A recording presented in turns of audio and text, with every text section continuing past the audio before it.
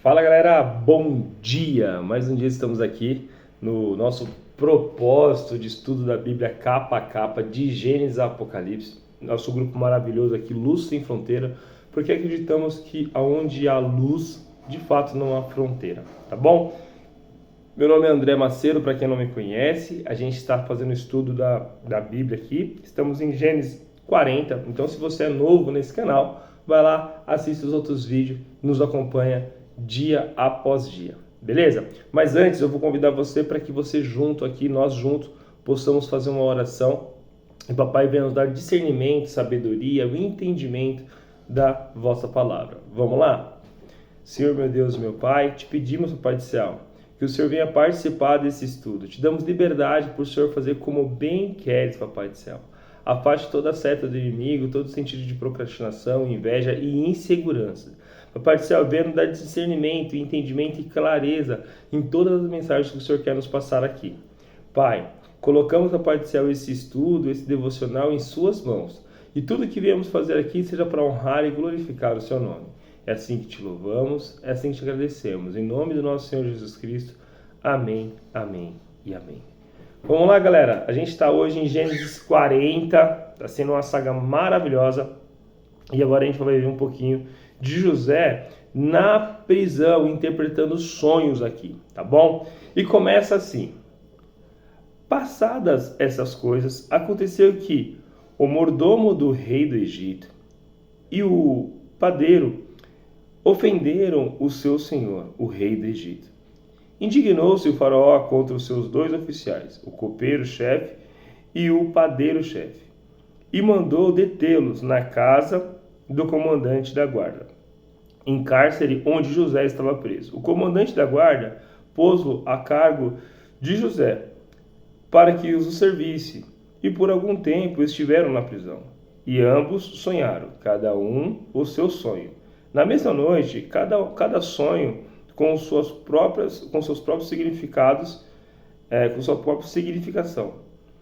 O copeiro e o padeiro do rei do Egito, que se achavam encarcerados, vindo José pela manhã, viu-os, eis que estavam turbados. Então perguntou aos oficiais de Faraó, que com ele estava em cárcere da casa de seu senhor. Por que tendes hoje triste o semblante? E eles responderam, tivemos um sonho, e não há quem possa interpretar. Disse-lhes José, porventura não pertence a Deus a interpretações?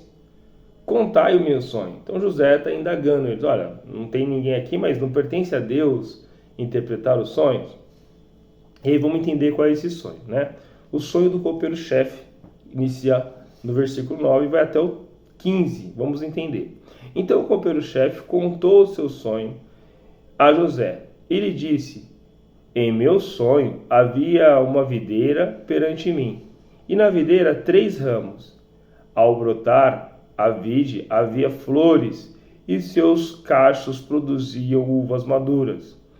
O copo do faraó estava na minha mão. Tomei as uvas e as espremi no copo do faraó e dei na própria mão do faraó. Então lhe disse José, esta é a sua interpretação. Os 3 ramos são 3 dias.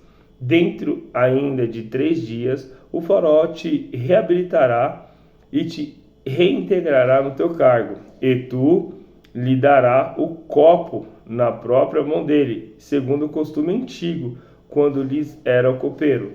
Porém, lembra-te de mim quando tudo te correr bem. Rogo-te que seja bondoso para comigo e faça menção de mim a Faraó e me faça sair dessa casa, porque de fato fui roubado da terra dos hebreus e aqui nada fiz para que me pusessem nesta masmorra. Então José ele interpreta o sonho. Ele fala o que vai acontecer aqui com o copeiro-chefe, né? E ele fala, olha, e quando isso acontecer, lembra de mim lá com o faraó, né? Porque de fato eu não fiz nada, eu fui roubado da terra dos meus pais, né? E também eu não fiz nada com a esposa de Potifar, né? Tem uma calúnia ali. Agora vamos entender o sonho do padeiro-chefe. Vendo o padeiro-chefe que a interpretação era boa, disse a José: eu também sonhei, e eis que 3 cestos de pão alvo me estavam sobre a cabeça, e nos cestos mais alto havia de todos os manjares do faraó, arte de pedreiro, e as aves os comiam do cesto na minha cabeça. Então lhe disse José: a interpretação é essa, os 3 cestos são 3 dias.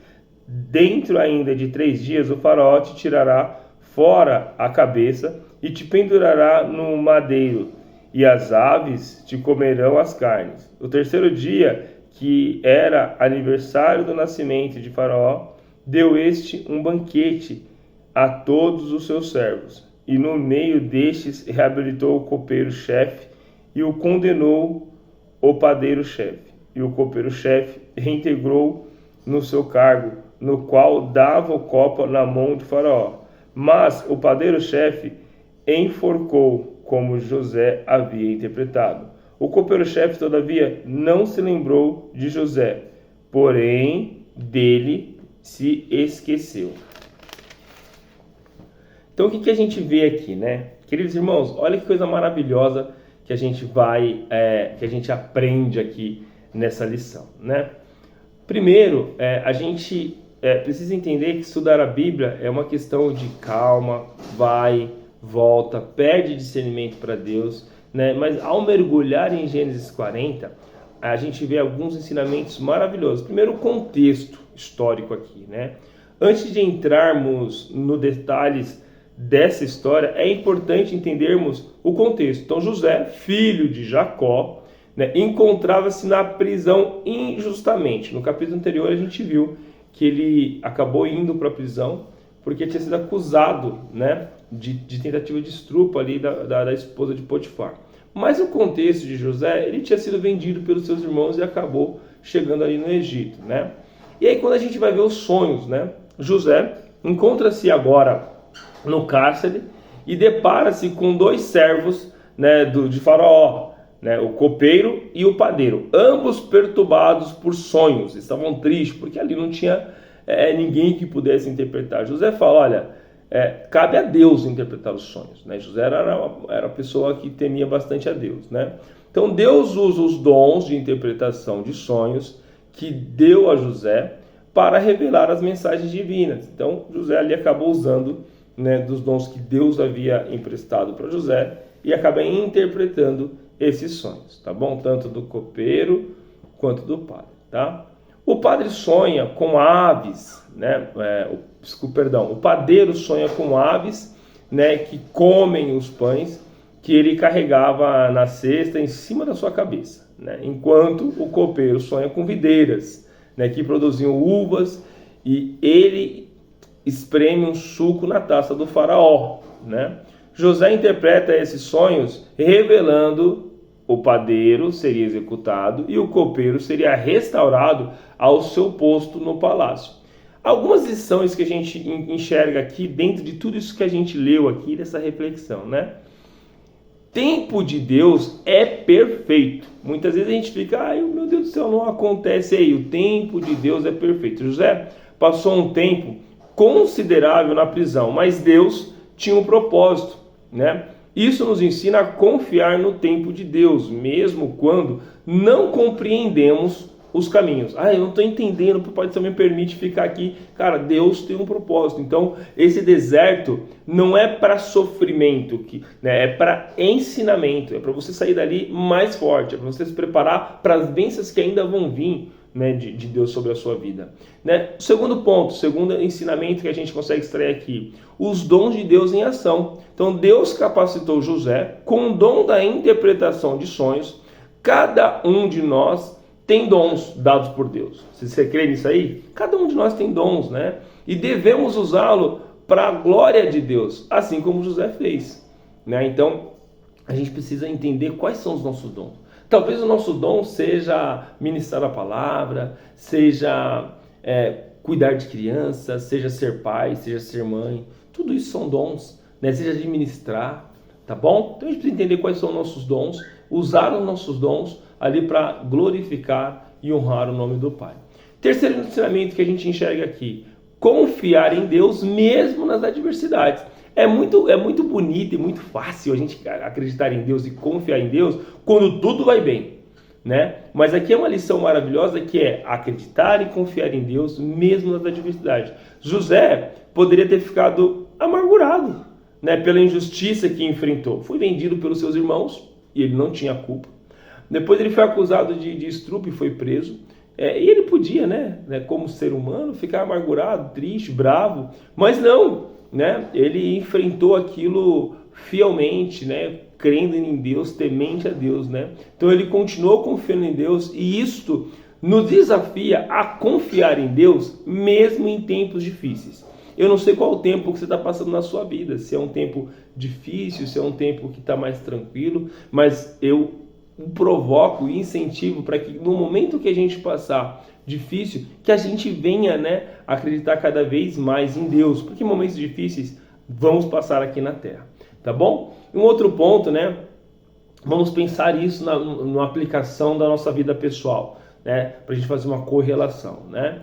Como podemos aplicar essas lições em nossas vidas hoje? Fica essa pergunta, como podemos, né? Então, primeiro, devemos confiar na sabedoria de Deus, utilizar, né, nossos dons para a sua glória e manter a confiança mesmo quando enfrentamos desafios, né, e aparentemente injustos. Muitas vezes a gente está enfrentando um desafio que parece, nossa Deus, mas eu faço tudo certo, mas eu oro, eu jejuo, e eu estou passando por isso. Sim, a gente tem que acreditar em Deus mesmo quando a gente estiver passando por uma situação que a gente julga ser injusta, né, uma situação que seja difícil. Acreditamos em Deus.